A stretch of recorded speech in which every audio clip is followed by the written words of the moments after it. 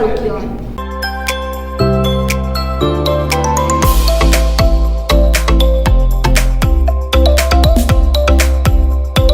नीमच सिंगोली की आंगनवाड़ी कार्यकर्ता सुधा नागर ने जनसुनवाई में उपस्थित होकर अपर कलेक्टर नेहा मीना से पुनः नियुक्ति के लिए आवेदन दिया, जिसमें लिखा कि मुझे गलत जांच के आधार पर टर्मिनेट किया गया है। मैंने पहले भी दिनांक 22/11/22 को आवेदन दिया, पर इस पर आज तक कोई कार्यवाही नहीं हुई, जिस पर अपर कलेक्टर नेहा मीना ने आंगनवाड़ी कार्यकर्ता की पूरी बात सुनी और सभी दस्तावेजों का अध्ययन भी किया। चूँकि मामला पहले माननीय कलेक्टर न्यायालय में आदेश पारित हो चुके हैं, नियम अनुसार अपील का प्रावधान है, इसलिए उज्जैन कमिश्नर के वहां अपील करने पर ही न्याय मिलेगा, जिस पर सुधा नागर अब उज्जैन कमिश्नर के यहां अपील करेगी।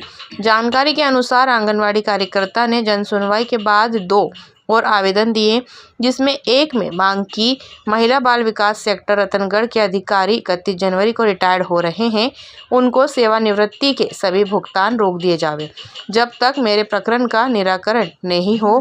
कारण कि निर्मला राठौर लगभग 11 महीने से अनुपस्थित थी, उसके बाद भी उसे पुनः कार्य पर रखा गया और मुझे निर्मला राठौर आत्महत्या में झूठा मामले में बर्खास्त कर शिवानी राठौर को नियुक्ति दी गई, जबकि मेरा निराकरण भी नहीं हुआ था। वहीं दूसरे आवेदन में यह मांग की शिवानी राठौर की नियुक्ति और निर्मला राठौर की आत्महत्या की फिर से जांच हो। कर दिया, आप लोगों को नियुक्ति भी नहीं पुनः दी जा रही है, तो किस प्रकार का आवेदन देने आए आप? सर मैं बहुत परेशान हूँ। मेरे ऊपर षड्यंत्र किया गया था।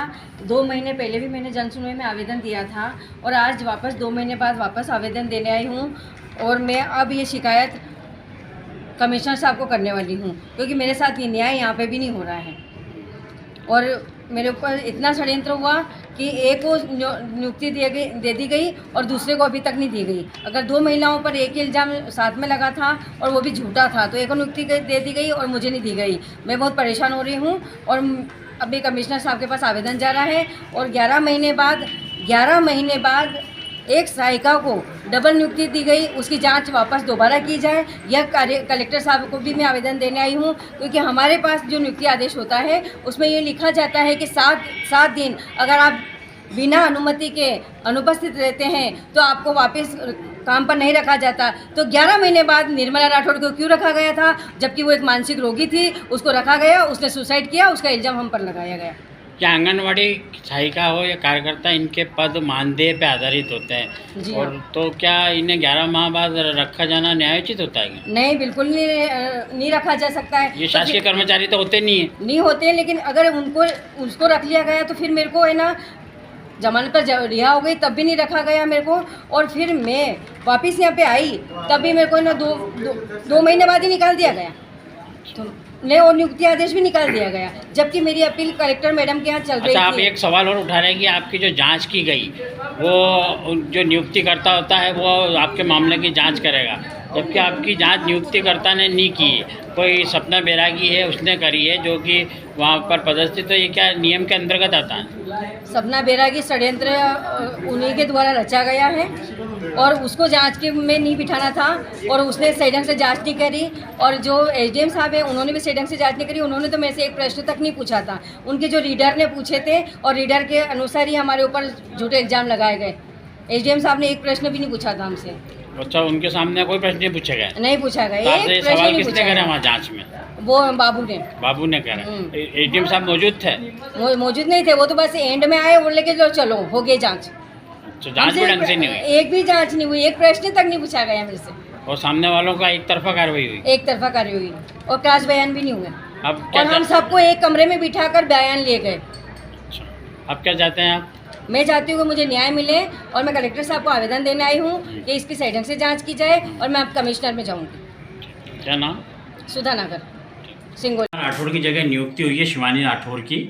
निर्मला राठौर को जब पुनः आपके परियोजना अधिकारी ने नौकरी पे रखा, क्या वो नियम के अंतर्गत रखा कि 10 महीने लगभग वो अनुपस्थित रहती है बगैर सूचना दिए और उसको पुनः नौकरी पे रखा जाता है? क्या नियम के अंतर्गत रखा गया था? निर्मला राठौर को अगर जैसे कि कोई कार्यकर्ता या सहायिका बिना सूचना के अनुपस्थित रहती है, अगर मेडिकल ग्राउंड हो या उसने कोई विशेष परिस्थितियों में आवेदन दिया उसके दीगर अगर वो बिना सूचना के अनुपस्थित रहती है तो उसको किस CDPO ने किस आधार पर वापस सेवा में बहाल किया है, ये CDPO से संज्ञान में लेके मेरे को जानकारी प्राप्त करना होगी, तब मैं आपको अवगत करा पाऊँगा। अच्छा सर, दूसरा ये है कि ये जो आपके सुधा इसको नागर को हटाया गया है, इनकी जांच प्रचलित थी न्यायालय में, तो जब कोई सा भी मामला अगर अपने से वरिष्ठ न्यायालय में प्रचलित है तो उस पर नीचे के कोई भी अधिकारी या विभागीय उस पर अपना निर्णय नहीं दे सकते, तो इनको किस नियम के तहत हटा दिया गया? 2 दिन की जांच का समय देके सर। इसमें जैसे कि आप बता रहे हैं कि अगर इन्होंने हाई कोर्ट में या किसी कोर्ट में अगर इन्होंने रिट पिटीशन लगा रखी है और उसके असाइनमेंट उसका अगर उसको संज्ञान में लेके अगर इन्होंने वहाँ परियोजना कार्यालय में कॉपी दी होगी, तो उसकी भी एक जांच करनी होगी कि उन्होंने अगर न्यायालय में कोई मामला प्रचलित है तो क्या हम किसी दूसरे की सेवा में लगा सकते हैं। तो ये CDPO से मेरे को इसकी जानकारी प्राप्त करनी होगी। एक सर सिविल आचरण संहिता नियम में कि नियुक्तिकर्ता ही किसी मामले की जांच करेगा विभागीय, तो ऐसे में सपना बैरागी जो कि अधीनस्थ है वो रेखा घोड़ की भी जांच कर लेती है सुधा नागर की, जबकि वो नियुक्तिकर्ता नहीं थी, तो ये नियम विरुद्ध जांच क्या सही जांच है? इसमें विभागीय जांच तो SDM सर ने की है।